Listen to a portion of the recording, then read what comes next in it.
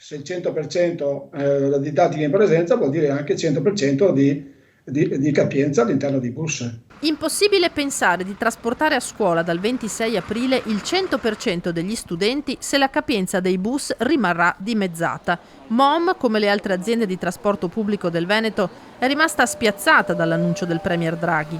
Avere la capienza al 50 e la didattica in presenza al 100 vuol dire per noi avere 450 autobus in più.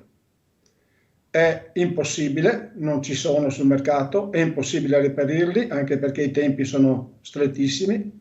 In più c'è un problema anche sull'urbano perché non ci sono autobus specifici per l'urbano tra i privati e quindi abbiamo solo quelli dell'est urbano e quindi c'è un'oggettiva difficoltà a garantire questo rientro al 26 al 100%. Colladon si è subito sentito con l'assessore regionale Elisa De Berti e con il prefetto Maria Rosaria Laganà. Con quest'ultima la prossima settimana ci sarà un incontro per cercare di trovare la quadra, ma i numeri parlano chiaro. I mezzi pubblici sono sicuri, ribadisce il presidente di MOM, lo confermano anche i tamponi eseguiti all'interno sulle superfici di maggior contatto. Fino adesso abbiamo fatto circa 18 campioni e la prossima settimana ne abbiamo in preventivo altri, sono tutti negativi. Abbiamo avuto la visita dei NAS, dei carabinieri, che hanno riscontrato la regolarità del nostro comportamento nei 5 depositi. Credo che quindi MOM stia facendo la sua parte. Resta il fatto, conclude Colladon, che tornare al 100% di didattica in presenza rimane un rischio, visto anche l'elevato numero di classi in quarantena.